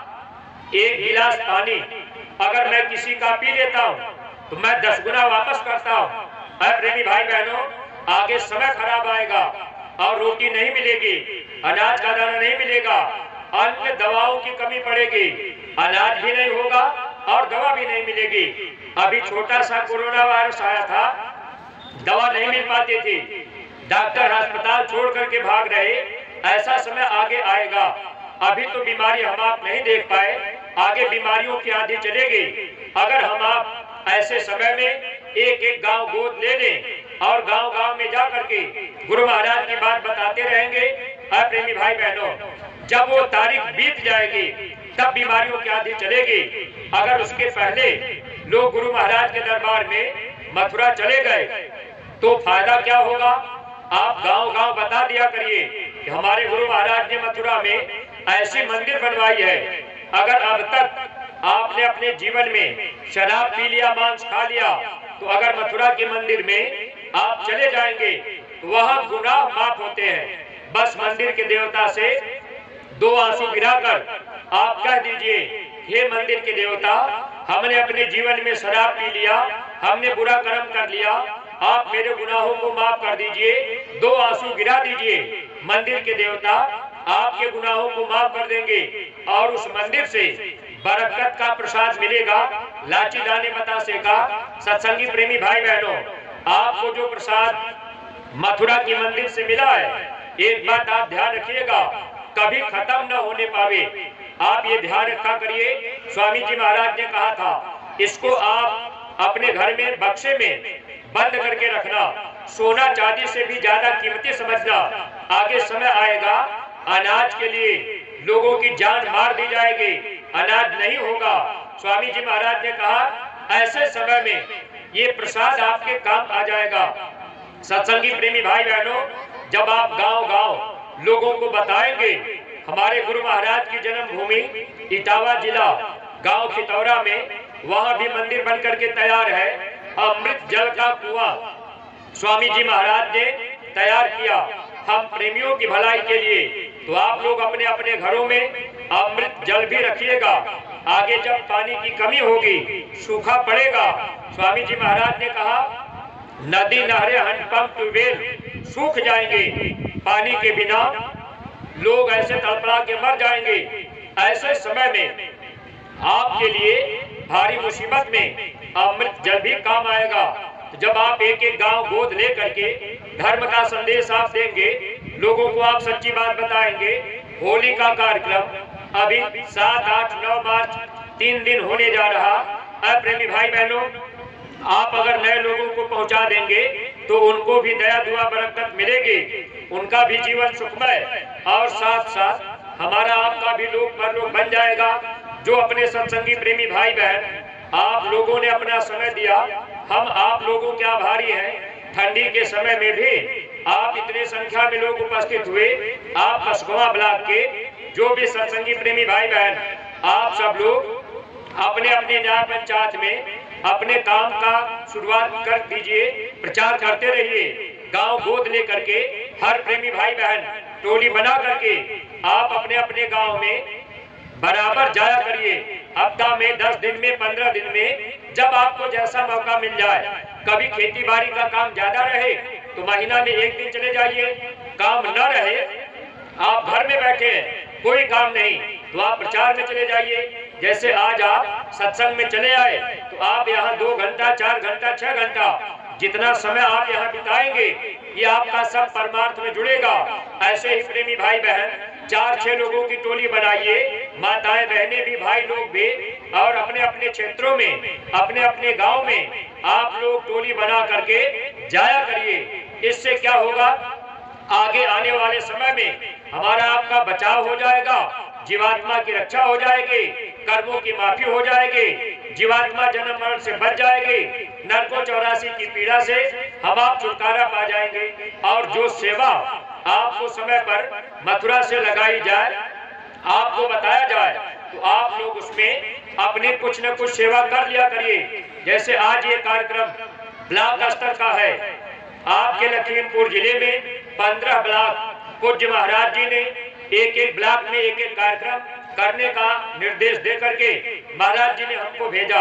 अब ये कार्यक्रम आपके पसकुआ ब्लॉक में हुआ। अब पसकुआ ब्लॉक के सत्संगी प्रेमी भाई बहन इस कार्यक्रम में भी जैसे भंडारा भी चल रहा, अब यहाँ ये लाउड स्पीकर टेंट और भी खर्चे हैं। तो जैसे मथुरा से हम चल करके आए तो गाड़ी भी आई, तो उसमें डीजल पेट्रोल कुछ विदाई, अगर आपने 10-20 रुपया सेवा नहीं दी तो आप इससे वंचित रह जाएंगे। इसलिए ये ध्यान रखा करिए, जब कोई कार्यक्रम लगे या जब कोई सेवा लगाई जाए तो आपकी क्षमता अगर 10 रुपए की रहे तो 10 रुपया दे दिया करिए। अगर आपकी क्षमता 100 रुपए की है तो 100 रुपया दीजिए। अगर आपकी क्षमता 1000 रुपए की है तो आप 1000 रुपया दीजिए, लेकिन कभी सेवा में वंचित मत रहा करिए। अगर आपने वचन को काट दिया दया नहीं मिल पाएगी। इसलिए जब जब सेवा लगाई जाए बराबर आप सेवा में अपना सहयोग किया करिए। आपके न्याय पंचायत के जिम्मेदार जब आपके घर तक जाए तो आप ये मत कहा करिए कि अभी हमने सेवा दिया था अब हम नहीं देंगे। है प्रेमी भाई बहन, अपनी अपनी सेवाएं थोड़ा बहुत जो भी बन जाए आप समय पर दे दिया करिए, ताकि वो सेवा समय से लग जाएगी, दया आपको मिलती रहेगी। गुजरात की सेवा आप लोग इकट्ठा कर लीजिएगा, समय से सेवा आपकी चली जाए। और अपने गुरु महाराज की प्यारी गायों के लिए जो भी श्रद्धा भाव सेवा आप लेके आए होंगे, सत्संगी प्रेमी भाई बहन आप लोग अपनी अपनी सेवा झोली में डाल दीजिएगा। जो गुरु महाराज की प्यारी गायों के लिए मथुरा चली जाएगी, जो झोली वाले प्रेमी आप लोगों के बीच में बैठे हैं, झोली वाले प्रेमी खड़े हो जाए, बाकी लोग बैठे रहेंगे। एक प्रार्थना होगी, आप लोग प्यारी गायों की सेवा झोली में डाल दीजिएगा और गुरु महाराज के दरबार में चली जाएगी। कोई बात अगर अटपटी लग गई होगी आप हमको क्षमा कीजिएगा। एक प्रार्थना आप सभी प्रेमी भाई बहन प्रेम के साथ में बोलेंगे, जय